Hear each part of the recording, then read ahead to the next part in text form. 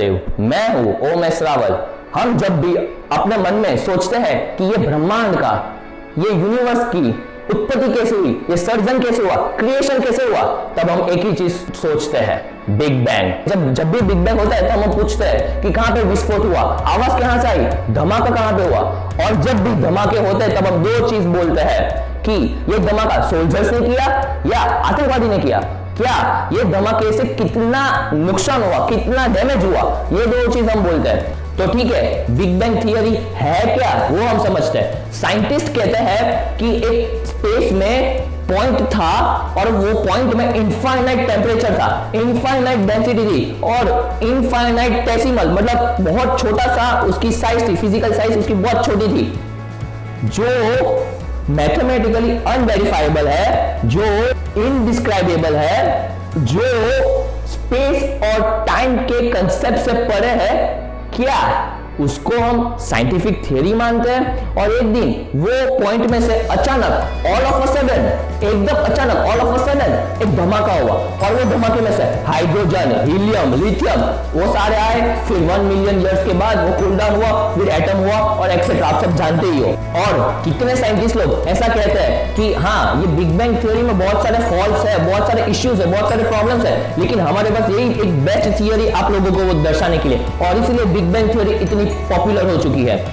Encyclopedia Britannica accept करते हैं, वो लोग स्वीकारते हैं कि ऐसी ओरिजिन ऑफ सोलर सिस्टम की ऐसी कोई भी थियरी नहीं है जो जनरल एक्सेप्ट की गई हो, जनरली वो एक्सेप्ट की गई हो, क्योंकि वो लोग वो भी स्वीकारते कि ये सारे इम्प्रॉबेबल एजम्पशंस है।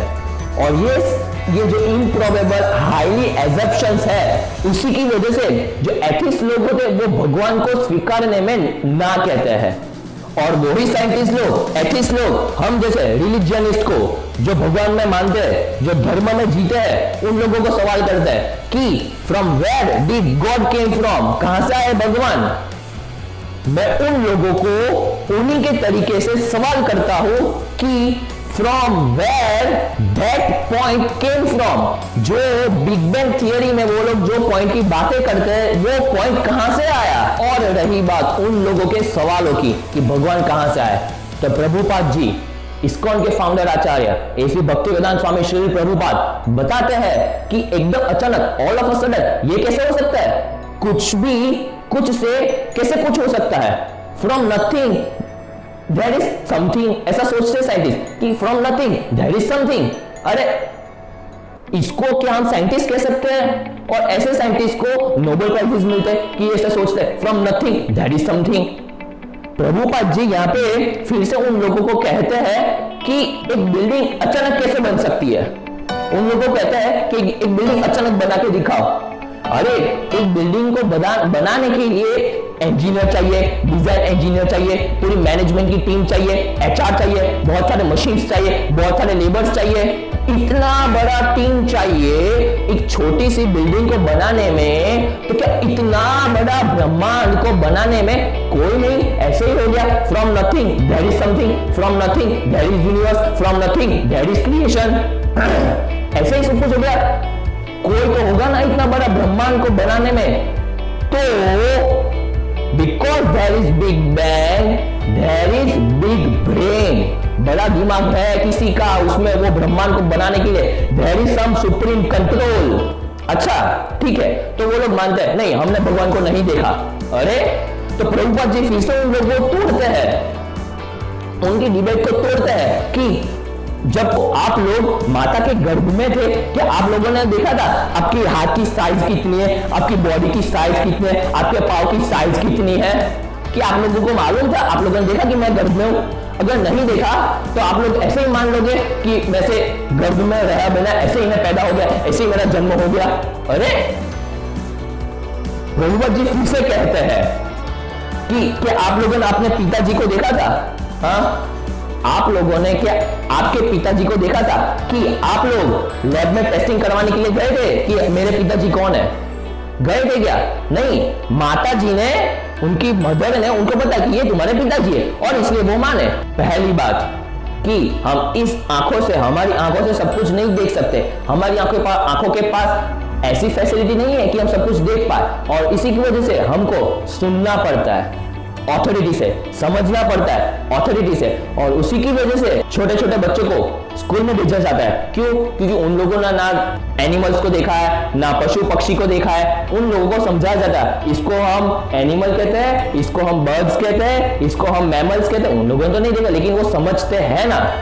और दूसरी बात, जो लोग कहते हैं कि मैंने भगवान को नहीं देखा, उन लोगों को प्रभुपाद जी कहते हैं ये तो ऐसी बात हुई कि एक छोटा बच्चा अपने पिताजी को पूछता है कि पिताजी आप बचपन में लड़के थे या लड़की, पुरुष थे या स्त्री? अरे वो छोटे बच्चे को थोड़ी मालूम पुरुष क्या होता है, स्त्री क्या होता है। और अगर वो बच्चे ने नहीं देखा, उसका मतलब यह है कि वो पिताजी बचपन में लड़की थे स्त्री थे? नहीं ना। पहले के जमाने में लोग भगवान को मध्यम में रख के, सेंटर में रख के अपना कार्य करते थे, अपना काम करते थे। धीरे धीरे क्या हुआ, भगवान को एक घर के कोने में छोटे से मंदिर में पूजा होती थी। ठीक है, मान लिया आप लोग बहुत बिजी हो, भगवान की पूजा बराबर नहीं होती, तो वो लोग ऐसा सोचते हैं क्योंकि भगवान की पूजा बराबर नहीं होती, इसलिए हम लोग वहां पे जो बड़ा मंदिर है, मोहल्ले में जो बड़ा मंदिर है वहां पे जाएंगे। ठीक है, चलो वहां पे भी जाने लगे।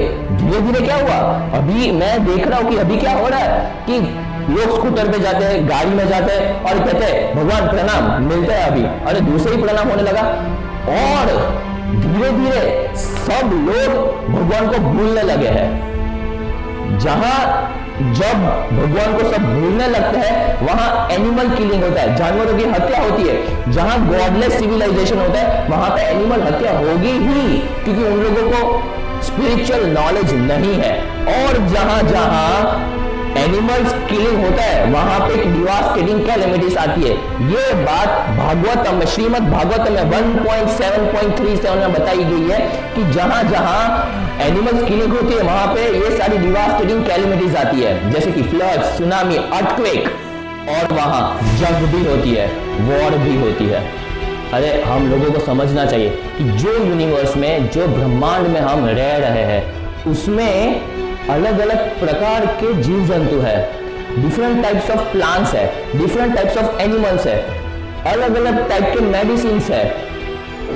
हमको पानी की व्यवस्था करनी नहीं पड़ती, पहले से ही है।